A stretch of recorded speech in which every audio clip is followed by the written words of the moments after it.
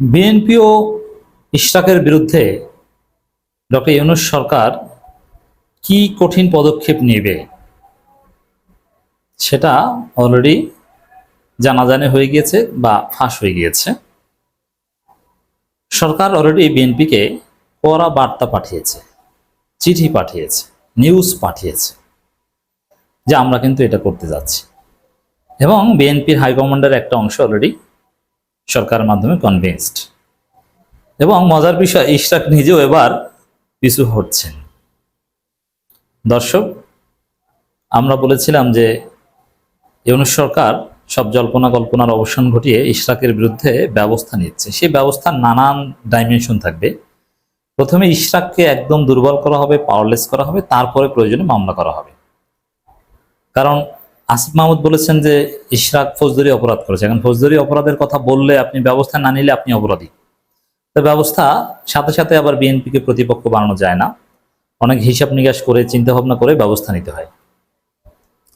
তো দর্শক, এই বিষয়টা সরকার কিভাবে ডিল করে বা কি ব্যবস্থা নেবে, কিভাবে ইশরাককে ধৈর্যা বানাবে, কিভাবে সরকার বিষয়টা ডিল করবে, এটা আমার দেশের একটা রিপোর্টে চমৎকারভাবে উঠে এসেছে। ঢাকা দক্ষিণ সিটিতে ভোটের চিন্তা সরকারের। এর মানে খুব শীঘ্রই, কিছুদিনের মধ্যেই দেখবেন যে নির্বাচন দিয়ে দিবে, তখন বিএনপি বুঝবে মজা কাকে বলে। এখন এই ঢাকা দক্ষিণ এবং উত্তরে সিটি কর্পোরেশন নির্বাচন হওয়া মানে বিএনপির কামড়াকামড়ি, মারামারি, এদের চরিত্র জাতীয় নির্বাচনের আগে বুঝবে। আর ঢাকা দক্ষিণ উত্তরে নির্বাচন হলে বরিশালে কেন হবে না সেই প্রশ্ন আসবে। খুলনা, রাজশাহী, সিলেট, রংপুর এইসব জায়গায় কেন হবে না সেই প্রশ্ন আসবে। তখন স্থানীয় সরকারের দামামা বাঁচতে শুরু করবে আর বিএনপির কান্নাকাটি শুরু হয়ে যাবে। কারণ বিএনপিতে ভয়ঙ্কর কামড়াকামড়ি তখন সামনে আসবে। তো দর্শক, ইশরাক কাণ্ডের কারণেই ঢাকা দক্ষিণ সিটিতে ভোটের চিন্তা সরকারের।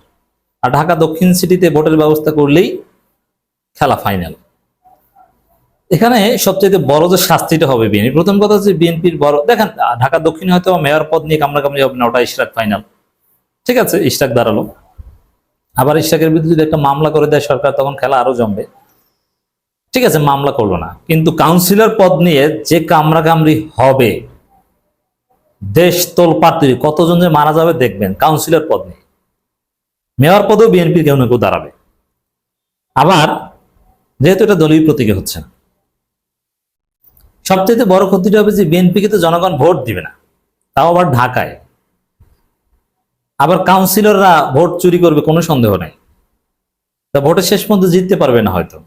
তখন দেশব্যাপী একটা পারসেপশন ক্রিয়েট হয়েছে এই বিএনপি ধৈর্যা, এরা ভোটে জিততে পারে না কিংবা পারবে না, এদের নিয়ে আশাবাদী হয়ে লাভ নেই। দর্শক, আগামী সপ্তাহেই নির্বাচনের ঘোষণা দেয়া হতে পারে। তাহলে বুঝবেন যে বিএনপি স্থানীয় সরকার নির্বাচন ঠেকানোর জন্য কিন্তু অনেক দিন তৎপরতা চালাচ্ছে। সে স্থানীয় সরকার নির্বাচন যদি এবার হয়, তাহলে বিএনপি মজা বুঝবে। বিএনপির অনেক স্বপ্ন পরিকল্পনা নস্যাৎ হয়ে যাবে। কারণ জাতীয় নির্বাচনের আগে যদি দেখে মানুষ যে বিএনপির ভোট নাই, বিএনপি আগের অবস্থানে নাই, বিএনপিকে মানুষ ভোট দিচ্ছে না, তখন বিএনপির মনোবল ভেঙে পড়বে। আর বিএনপির ভয়ঙ্কর কামড়াকামড়ি যদি দেখে স্থানীয় সরকার নির্বাচনে, তখন জনগণ জাতীয় নির্বাচনের বিরুদ্ধে স্লোগান দেবে। এই ঘটনা ঘটতে যাচ্ছে। ইশরাক কাণ্ডে বিএনপিকে কিভাবে শাস্তি দিতে যাচ্ছে, এটা হচ্ছে ঘটনা। আর বিএনপিকে বার্তা পাঠিয়েছে সরকার। আমরা যদি একটু খবরটা বিশ্লেষণ করে, ইমরান এস হুসাইন আমার দেশে এই রিপোর্ট করেছেন। ঢাকা দক্ষিণ সিটি কর্পোরেশনের নির্বাচনের কথা ভাবছে সরকার। এক্ষেত্রে একই সঙ্গে মেয়াদ উত্তীর্ণ ঢাকা উত্তর সিটি কর্পোরেশনও ভোট হতে পারে। এটা হলেই তখন দেখবেন যে স্লোগান হবে, মিছিল হবে যে অন্যান্য সিটি কর্পোরেশন নির্বাচনে ভোট চাই, তার আগে আমরা জাতীয় নির্বাচন চাই না। আর নির্বাচন কমিশন যে কোন চ্যাটের বাল, সেটাও কিন্তু এবার নির্বাচনের মাধ্যমে প্রমাণিত হবে। দেখবেন যে সব হিসাব নিকাশ পাল্টে বিএনপি স্বপ্ন খান খান হয়ে যেতে পারে।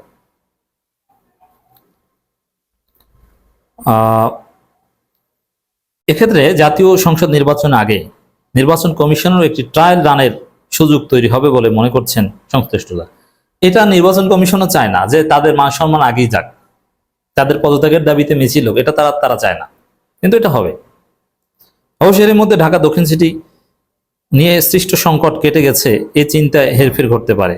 এ সরকারের একাধিক সূত্র আমার দেশকে বিষয়টি নিশ্চিত করেছেন। এখন এইখানে বিএনপি দেখতে পারে যে না না না, যদি নির্বাচন হয় তাহলে তো আমাদের অনেক পরিকল্পনা শেষ, জনগণ আমাদের কোমর বুঝে যাবে। এই জন্য থাক, প্রয়োজনে ইশরাককে বলির পাঠা বানাবো, ইশরাককে জেলে পাঠাও, ইশরাক চুপচাপ করে নাকে খত দিয়ে ঘরে বসে থাকো, তারপরও ভাই নির্বাচনটা দিয়ে না ভাই। বিএনপি এটা এখন এইভাবে ডিল করার চেষ্টা করবে। এখন সরকার কি করে দ্যাটস ডিফারেন্ট, কিন্তু এই ধরনের চিন্তা সরকার আছে। এখন যদি ইশরাক পিছু হটে, এটা ইশরাক এবং তারেক রহমান দুইজনের নাকে খত দেওয়া হবে। কারণ ইশরাক তারেক রহমান এতটাই ঘনিষ্ঠ, তারেক রহমানের নির্দেশনা ছাড়া ইশরাক এক সেকেন্ডও আন্দোলন করেননি। এই যে 70টা তালা মারবেন না 71টা মারবেন, এটাও তারেক রহমান শিখিয়ে দিয়েছে। এখন ওই আন্দোলন থেকে পরাজিত হয়ে যদি ইশরাক পিছু হটে নির্বাচনের ভয়ে, যে সরকার নির্বাচন তো দিয়ে দিল, তার চাইতে বরং বাবা তুমি ঘরে ফিরে যাও, এটা তারেক রহমান এবং ইশরাকের নাকে খত দেয়া হবে। নির্বাচনের বিষয়ে কোনো ইঙ্গিত না দিলেও গত বৃহস্পতিবার সচিবালয়ে এক অনুষ্ঠানে ডিএসসিসির বিদ্যমান সমস্যার সমাধানে দ্রুত ব্যবস্থা নেওয়া হবে বলে উল্লেখ করেছেন স্থানীয় সরকার। এই দ্রুত ব্যবস্থার একটা দিক হচ্ছে যে নির্বাচন করা, আরেকটা হচ্ছে তারপর মামলা টামলা করা।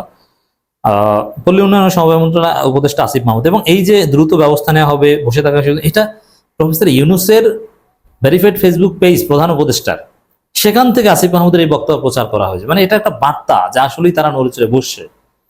প্রধান উপদেষ্টা কার্যালয়ে ঘনিষ্ঠ সূত্র জানিয়েছে, সরকারের ধারণা ছিল লন্ডনে সফল বৈঠকের পর নির্বাচনের সময়সীমা সহ বিএনপির সঙ্গে সৃষ্ট সব সমস্যার সমাধান হয়ে গেছে। লন্ডন বৈঠকে বিএনপি ভারপ্রাপ্ত চেয়ারম্যানের পক্ষ থেকে সংস্কার বিচার সরকারকে সব ক্ষেত্রে সহযোগিতার আশ্বাস দেওয়া হয়েছে বলেও সরকারি সূত্র নিশ্চিত করেছে। বৈঠকের ফলাফল স্বরূপ ডিসিসি মেয়র পদে বিএনপি নেতা ইশরাক, দেখেন এটা হচ্ছে আসল খেলা।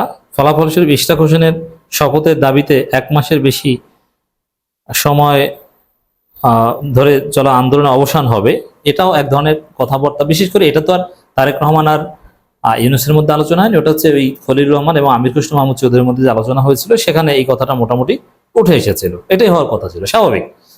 ইউনূস তারেক যেভাবে সমঝোতা হয়েছিল, তাতে এইভাবে ইশরাক আন্দোলন করবে এটা ছিল আনইমাজিনেবল। আর ওই আন্দোলনটা যে ইশরাক করেছে তা না, ওটা তারেক রহমানই করিয়েছে।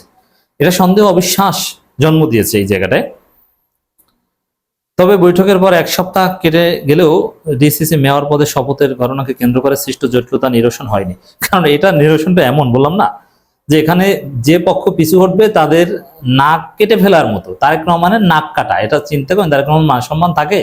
তারেক রহমানের সবচেয়ে বিশ্বস্ত লোক ইশরাক কবরে যাওয়ার ঘোষণা দিয়েও আন্দোলনে জিততে পারেন না, তারপরে শূন্য হাতে বাড়ি ফিরে যেতে হয়। তো এই জায়গাটায়